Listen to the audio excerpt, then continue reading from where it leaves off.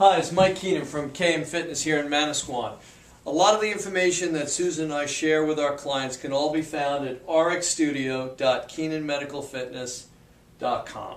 Okay, and this is proprietary information specific to our client base and their needs to eat better, exercise more intelligently, give them a tremendous amount of education on many different topics, and also to help them to develop a positive mindset.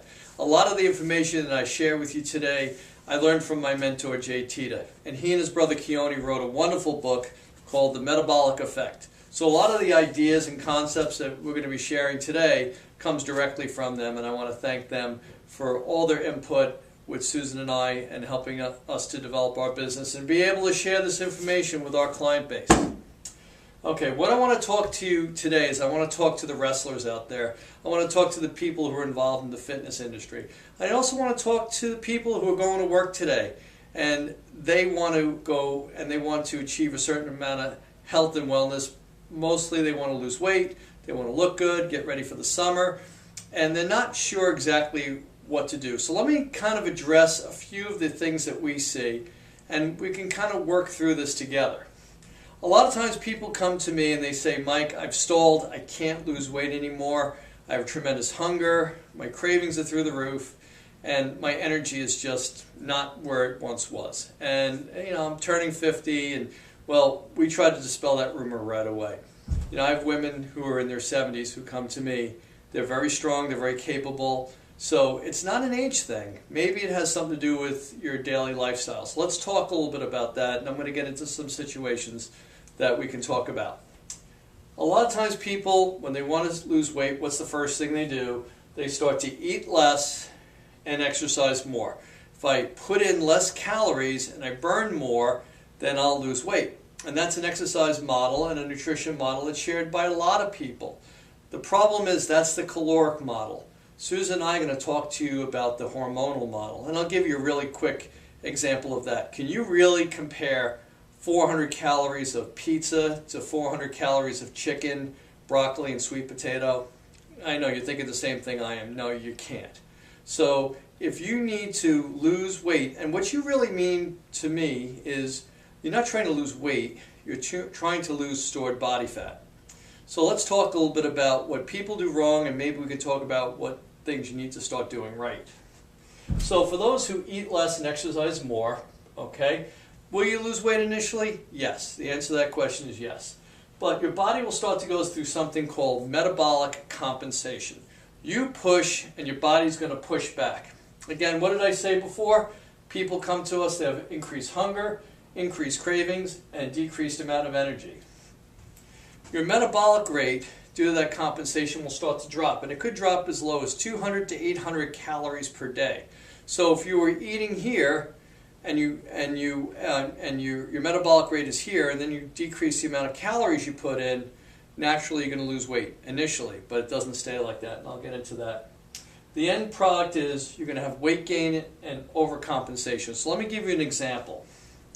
Let's say my resting metabolic rate is 2,000 calories a day, and I eat less and start to exercise more, and I drop 500 calories a day in my diet.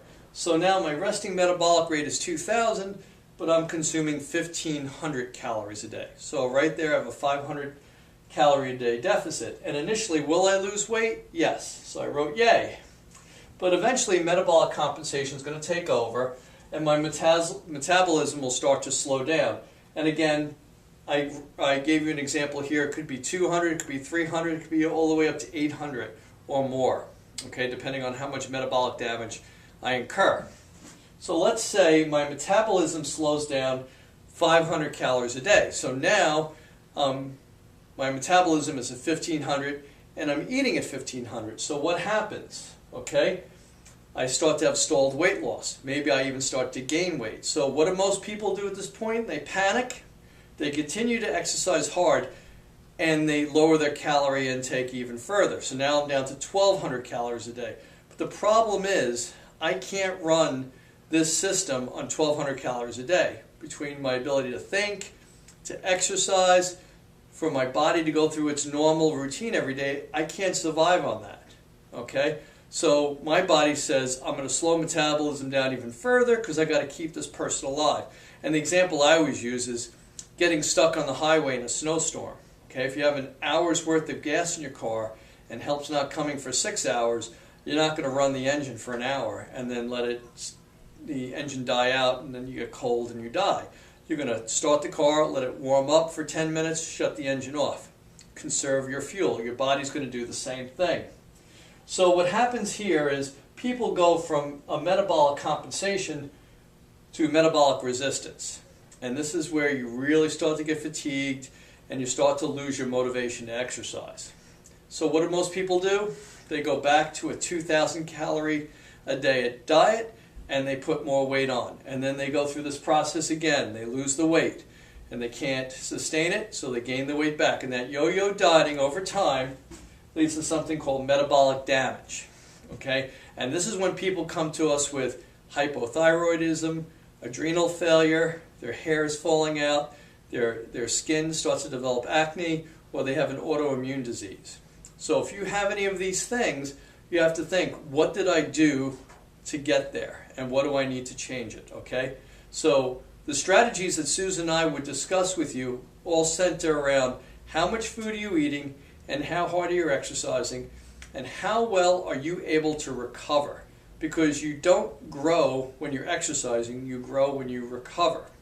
So if you're interested in more information, go to rxstudio.keenanmedicalfitness.com and we'll discuss a lot of the different options we have to help you to overcome these problems. All right, take care and we'll see you on the next video. Bye-bye.